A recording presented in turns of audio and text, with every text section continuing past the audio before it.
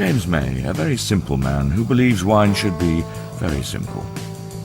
Oz Clarke, a 1920s faintly corked vintage who likes to talk about wine instead of drinking it. For my sins, I'm trying to turn this big-haired buffoon into a New World wine connoisseur. It's complicated. This week we're in Sonoma County, the home of passionate and experimental winemakers. We immerse ourselves in the local terroir. It's blazing hot in here, my buttocks are on fire. Meet a man making wine from God knows what. Doesn't actually say on here what it is. Well, of course it doesn't. So I don't know what it is. And James gives the most powerful woman in American wine a piece of his mind. Nice and simple. You're guilty because you make it complicated. You can. No, sorry, you're going to have to let me finish on this one. This is Oz and James's Gentleman's drinking holiday stateside. James, no. Big wine adventure. The New World. It's been over a month since we began our jaunt around California, and we're now nearing the end of James's New World wine education. I've found him excellent and affordable American wines. A good quality wine for £10 or less. Well done. I told you I'm getting there. He's done it. And I've even got him hooked on sparkling wine. I quite like this. We're now staying in the world-famous Napa Valley, the self-styled jewel in the crown of American wine. But just a few miles west is a wine region that I think is the greatest and most exciting in California, and I'm keen for James to experience it. Sonoma County is the birthplace of the Californian wine industry. Perhaps more importantly, it's home to California's most experimental winemakers who use all manner of weird and wacky ways to make wonderful wine.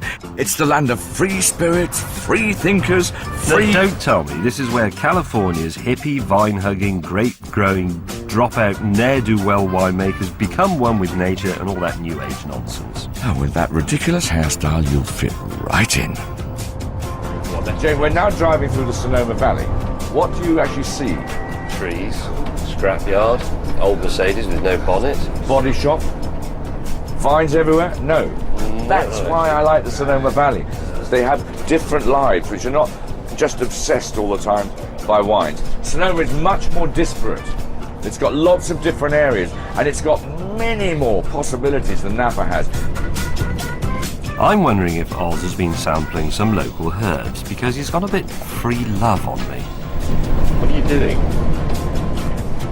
I'm moistening my lips, in case, as you often do at this time of the morning, you put the thing onto cruise control, leap on me, smother me with osculation, then get back to your seat and pretend nothing's happened. I see. Osculation is an excellent activity. Do you know what? I've become very interested in vineyards. Oh, that's groovy, James.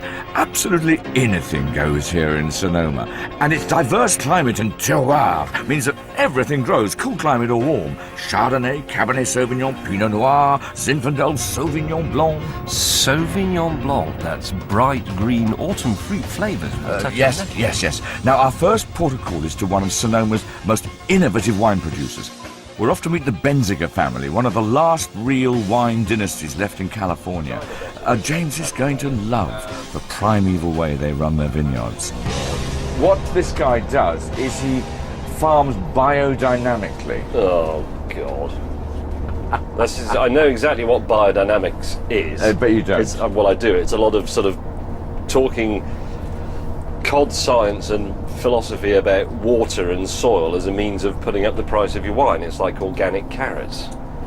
Eye of newt and head of frog, distilled in the skull of an ox and spread on the earth when the Tropic of Cancer is impacting on your menstrual cycle. It's that sort of, it's just all cobblers. They do use a lot of very strange systems. They do work according to the movement of the stars, the movement of the moon. What it's all about really is trying to keep the land, cherish the land, so that future generations have got some to cherish, and it's not completely destroyed by chemicals and herbicides and pesticides and fungicides of every sort. Are these people making a widely available wine at less than £10 a bottle? They used to. But they don't anymore. Don't tell me it's become expensive. And you already know them. And we've just come to see some more of your posh mates. And give you a decent drink and some lunch, yes. You just can't help yourself, can you? Try and keep an open mind. Mike Benziger is a passionate winemaker who's been experimenting with biodynamic methods for the past 15 years. The environment and wildlife in and around the vines are an integral part of the wine growing process. It's all about working with nature to produce the best wines possible, and I'm hoping that a wander around the insectary will convince James that biodynamics makes sense. Man. This is a bit like a school nature trail. You walk along a gravelly path amongst the lovely plants and birds and insects, and there are little plaques on sticks telling you what they are. And it smells great, doesn't it? It smells terrific. Smell that lavender just got. Suddenly you get a waft of lavender. Yeah. Fantastic. Lovely. And the neat thing about this is that every single plant in here has a job. There's bugs that eat our grapes. And instead of buying ladybugs, what we do is we plant a plant that attracts the predatory insects that eat the bad bugs, which means no pesticides. So it takes maybe 2 or 3 years for this whole system to mature, where you get this equilibrium of the good and the bad bugs. And then after that, you have what's called a self-regulating system, and then we can do away with pesticides. So this is a bug factory. This is a buggery. I was trying not to say buggery, Yeah. but that's what it is. No, isn't it? this is a first. It's a big buggery. This is a first-class buggery here. Also like that. And think of it as this is where we build, like I said, the populations, and then from here, they're distributed out to all corners of the vineyards through the highways that we build in the spring and in the winter. And have all these vineyards been biodynamic from the start, or did you turn them biodynamic recently? We started about 15 years ago. So you now know that it But does make a difference. before that, I used a ton of chemicals like everybody else. And you can see a huge difference. Does it affect the yield of the crop? We get more grapes now that we're biodynamic than we got Yeah. before that, yeah. And more consistent. And it shows in the flavours. Oh, I think it does. Play the band. Mike also has a novel way of fertilising his vines. It involves cow dung, cow horns, and a ritual burial. Oh God, not more earth spirits. So this is the horn manure here. So this started out as sloppy, stinky cow shit, and was cured over the winter in a cow horn underground. And this is what happens after being in the ground 6 months. Take it, smell it, Oz. So all you did was put it in the horn and bury it in the ground, nothing That's else? it, nothing else. It doesn't smell like cow dung at all. So It smells bit- sweet. Have a smell of that. Don't be funny and push it in my nose or anything.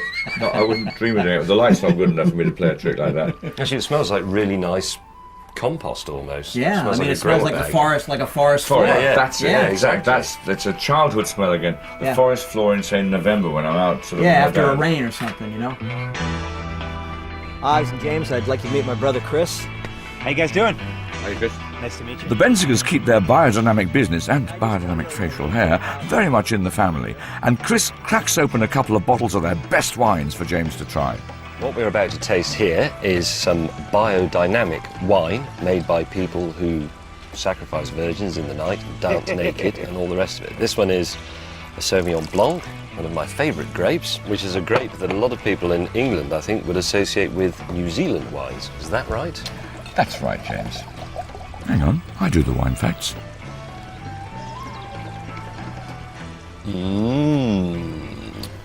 Light, clean, crisp. And it's very appley, isn't Apple it? and lemon. I think it's good, this, but it's only halfway to New Zealand in flavours. I suspect you'll never get New Zealand flavours here. It's just too warm, whatever anybody says. Give yourself some more. Yeah, it's a good chug. I mean, that means you do like the wine, or just do that with any alcoholic beverage. No, I do that with things I like, and I believe that wine tastes right in the throat, so I don't spit. Now to try a wine made from mystical grapes of pure love and moonbeams. This one is a Cabernet Sauvignon, Petit Verdot, Cabernet Franc, and Merlot. That's a mighty tasty wine, isn't it? No hard tannins, lots of big, round, fruity flavours. Is this expensive? A bit. How? It's about 80 US. Ruddy hippies wandering around in their cheesecloth being in touch with the earth. They're all just profiteers and capitalists. Allegedly, James. Did I get anywhere, James, in persuading you that biodynamics might have some sense in it? To be honest, I'm actually quite convinced by the biodynamics thing. The problem is that the way you described it You made it sound like it was going to be a bunch of people in druid outfits worshipping around bonfires with some stone idols. In fact, he's a very empirical man. His biodynamics, or whatever you want to call it, is all based on empirical study. So that's perfectly good. That is scientific, in fact. James is warming to Sonoma's spirit of experimentation, so I decide to try and help him get more in touch with his inner hippie. Time to head back to base camp and get close to nature, California style, and spruce ourselves up a bit for our next big appointment. This isn't actually an unpleasant sensation, but it's a bit sort of left-wing for my liking. Left-wing? Yeah. This is alternative therapy. It goes with essential oils and healing and, you know, all that twaddle. Are you wearing anything? No. It's blazing hot in here. My buttocks are on fire, aren't yours? It's hotter the deeper you go. My testicles are getting very hot. It's like connected directly to the Earth's molten core, this thing. To be brutally honest, if you were a woman, and you almost are in some respects, wouldn't this be a bit... I mean, wouldn't it... Well, you know, if you're a bloke, it's getting places. Yeah, but it's not getting in. I should worry that it would actually get in if you were a woman, if you weren't very careful. You know when you get in a swimming pool, Yeah. and you worry what other people might have done in it? Yeah. Just think what people could have done in here and you wouldn't notice. On that revolting note, it's time to get going. We've been granted an audience with the queen of corner shop wine. Gina Gallo is the human face of the wine empire in the world. Incredibly, 2 bottles of Gallo wine are sold every second in Britain, making it the UK's favourite California brand. And they dominate the world market too, with mass-produced, cheap, predictable wines of all varieties. Cheap and predictable. She sounds like my kind of winemaker. She is on paper, but this formidable diva is also moving in on new pastures. In the true spirit of Sonoma winemaking, Gina's not afraid to experiment, so she started making wine at the top end of the market too. As a naturally deferential man, I've washed my hair and put on my poshest jacket. Good. Now just don't show me up this time, James, please. And you. You see, she's human, she's nice, she looks really sexy. And she's the most powerful woman in American wine. Look, that's what it looks like. My jeans, my boots. She's dressed down just for you. He built up this picture, so I expected you to look like Queen Elizabeth I. Ah, You know, stern. Stern. He's wearing a jacket. I know, you look very sharp. Thank you. Debonair. And so do you. Actually, out of politeness, because I would hate to alarm you, I should tell you now about this.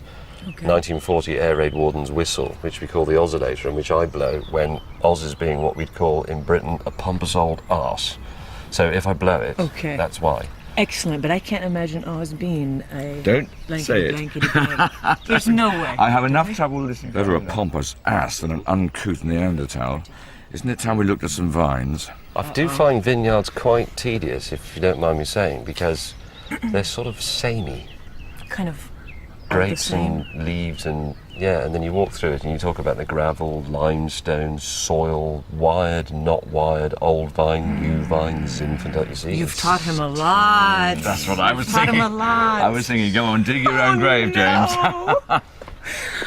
When you eat a tin of spam, you don't first go and contemplate the nature of the meat processing factory. You just eat the spam. And likewise with wine, you should simply open the wine and drink the wine. Well, I hope you're going to like our Sonoma County wines. Should we try it? We need to. Yes. Yes. Now? And some California wines. Absolutely. We should try the California wines because California. they are what have replaced Gallo's Hearty Burgundy in our Pretty much. opinions. Pretty much. And The nice lady has offered me a drink. I think we should accept and have a drink, not listen to you prattle on about the vineyards of California and the fog. Well, we don't have to be threatened with him because I don't know if he has the passion for wine. he's I got have the passion His for for passion drinking is it. for drink. for drinking. Okay. You will find him an Well, let's- enthusiastic drinker. And by that, I apologise in advance. It does seem to me that you know, the winemaking business is quite... Now I've got a drink, and to make sure she doesn't notice how much I'm having, I ask our host an intelligent question. What's it like being a Gallo? So, are you a bit of a radical? Was it tough? For me, it was not tough. I mean, when I first wanted to do winemaking, I told my father, and he told me, go talk to the winemaker, which was my grandfather, Giulio. So I went down and talked to him, and right away he said, if you really like this, I have the job for you. And he put me into where we did all the experimental winemaking, hands-on. And I think he figured probably I wasn't going to last very long. But that's where I started. He supported me.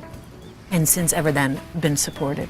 And now it's funny because up here in Sonoma where I live and in the winery, my dad now, he frequently will say, he'll look around, he's like, there's more women than men up here. What's going on? You know, and he'll give me a hard time. But it's very true. I mean, it's dramatically changing. And I think it's a nice balance. Gallo is more traditionally associated with the cheap, mass-produced wines that James is such a fan of. And this Chardonnay is one of their best sellers.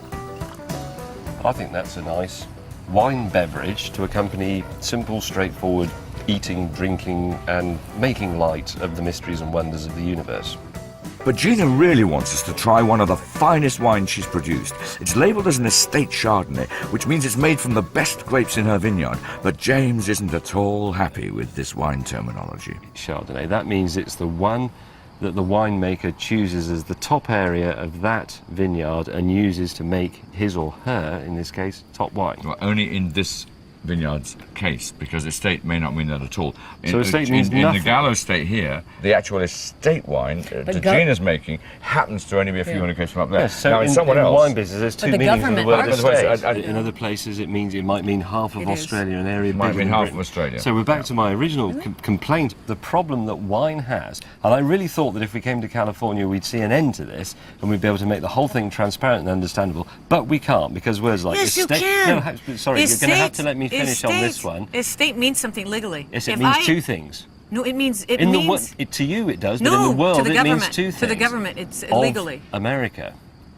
In Australia, Rosemountain Estate means an area bigger than England. So, I'm sorry, So, estate but you is said- not a useful word because it has more than one meaning. As far as the drinker is concerned, and I'm a drinker, the only two things that I can depend upon on this label, the only two things that make absolute, unequivocal sense are you made it, Chardonnay, that's what it's made from. The rest of it, I'm truly sorry, it's and that is a wine fact, and that's why this wine is successful. It's a good quality, basic, simple, dependable drink, and the rest of you have made it so bloody difficult that we can't be bothered with it. So we The buy point that, is, when and you it's actually right that we spend, buy that. If you end up ruling the world, I think that's fair enough. When you spend so much effort 'cause you've on done it marketing properly. and advertising, You're, nice and simple. you're No, guilty because you James. make it complicated. You're guilty because you write hundreds of words about it and make it seem more complicated. The fact is, James. most of us just want a drink. This is a good drink. Buy this. That's why you do. You buy this because there's a good reason for it. It's decent, it's crisp, it's nice, it's reasonably priced. You can get it in the corner shop. It's great. I love it. I'm doing this and I'm drinking beer when I get back home. No, I think you've had enough, sir. Haven't you got a home to go to? No, but I do have a big camper van. Now look, don't take it personally, Oz. It's just this estate wine stuff is rubbish. Let's go and do some proper wine drinking. Two blokes, too much wine, and a video camera. That can only mean one thing. It's time for TV's Oz Clarke to take another turn in the chair of truth. So have you ever thought about growing your hair long on one side and having a comb over? I would prefer to actually shave that ridiculous mound of tumescent hirsute nonsense that you put on top of your head and plonk it on mine. There's only 1 minute left on this tape for you to retract those scurrilous lies about my hair. No, your hair is You're rubbish. jealous of my hair. I'm not jealous of your hair. You are. I am extremely virile. I'm a bald person. That's a myth put about by bald people. It's absolute the myth cobblers. the myth put about by people with lots of hair is that it's a myth put about by a bald person that people that they're not virile. And there's another centuries-old philosophical conundrum resolved. Time for bed. It's the morning after the night before, and our mobile home is looking as rough as we feel. Just have a look at the state of our RV. Wine, tomatoes, no flavour. Kitchen, all that bit's not too bad. Gets a bit rubbishy down here.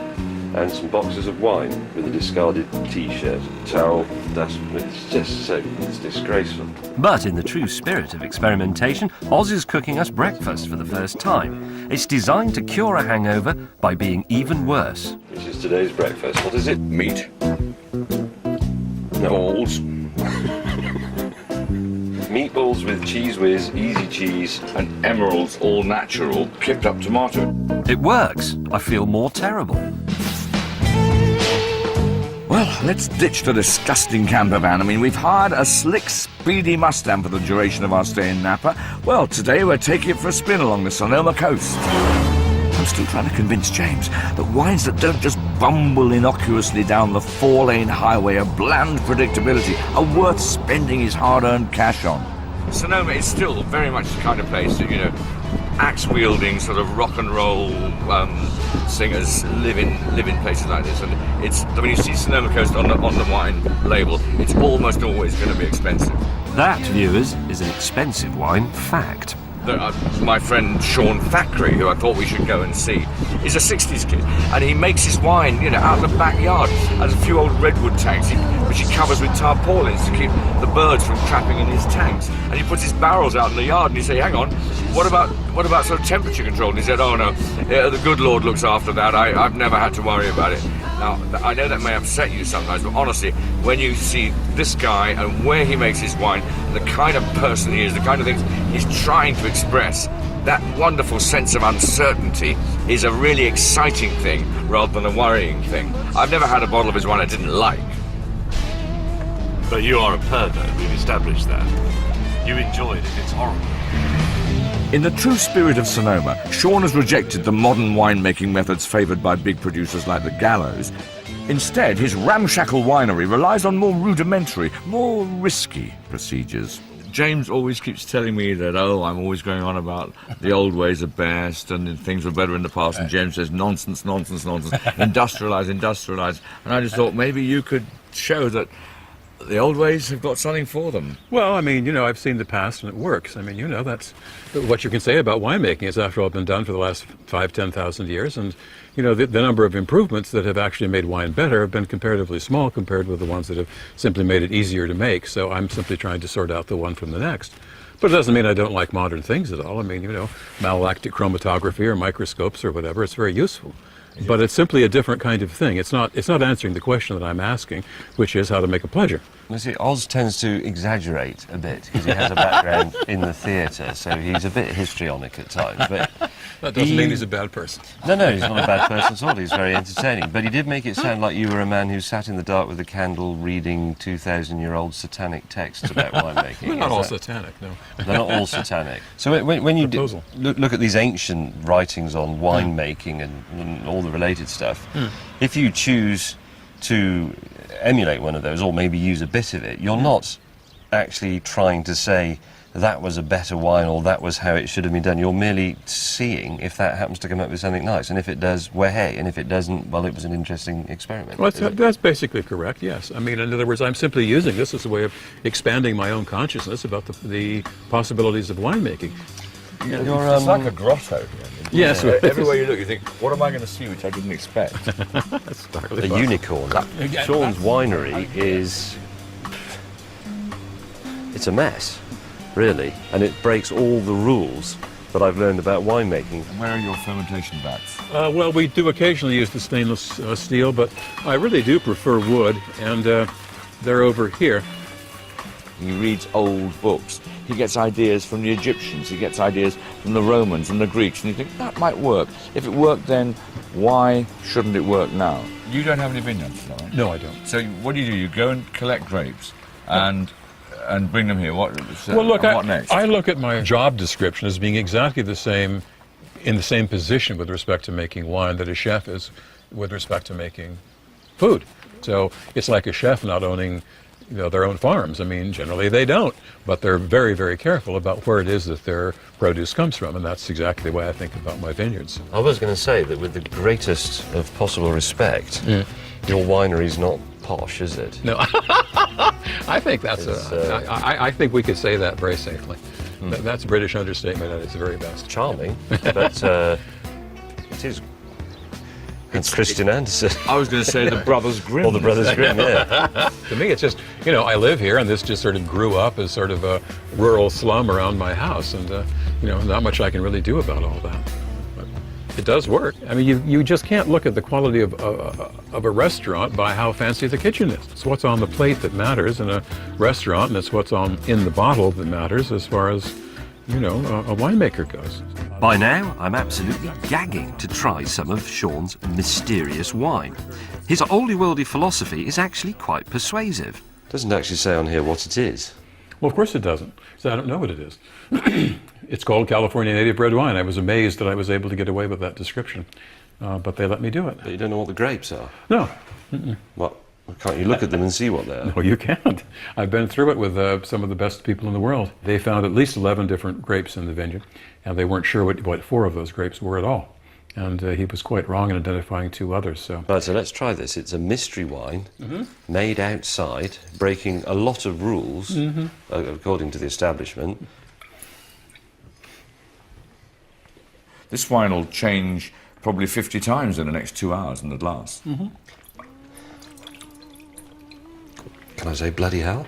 Couldn't say. Well, the lovely thing is you've got at least 11 different grape varieties all piled together. It's complicated. I can't really describe it.